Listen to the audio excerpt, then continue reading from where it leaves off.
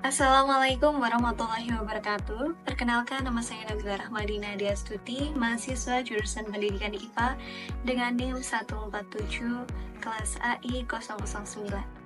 Alhamdulillahirrabbilalamin, wassalatu wassalamu ala asyrafil anbiya'i wal mursalin wa ala alihi wa sahbihi ajmain, amma ba'd.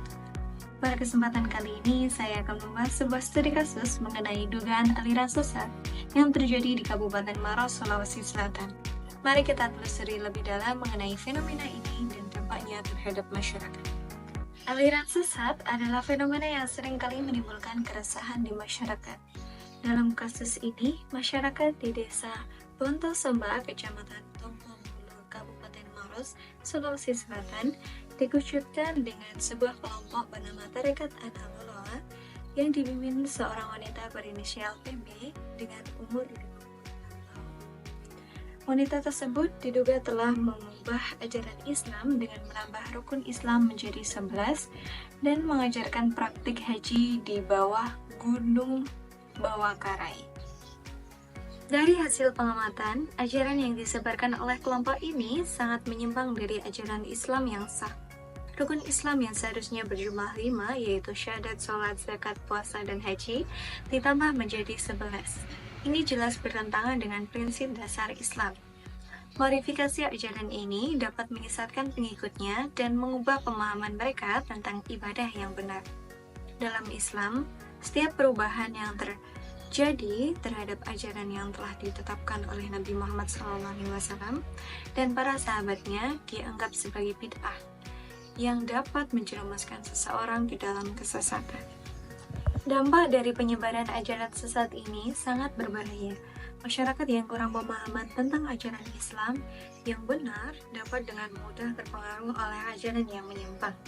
Hal ini dapat menyebabkan perpecahan dalam komunitas, hilangnya kepercayaan terhadap ajaran Islam yang sah, dan bahkan dapat menimbulkan konflik sosial. Selain itu, ajaran yang menyimpang ini dapat menciptakan ketidakpastian di kalangan pengikutnya. Mereka mungkin merasa bingung dan terjebak antara ajaran yang mereka terima dan ajaran Islam yang sebenarnya. Ini dapat mengakibatkan krisis identitas keagamaan dan mengganggu keharmonisan dalam masyarakat.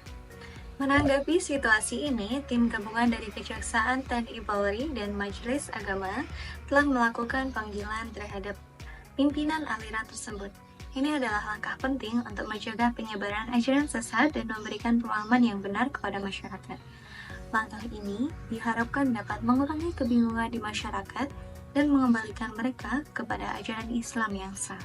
Selain itu, penting bagi masyarakat untuk lebih aktif dalam mencari pengetahuan agama yang benar dan mengikuti kajian-kajian yang diadakan oleh lembaga-lembaga keagamaan.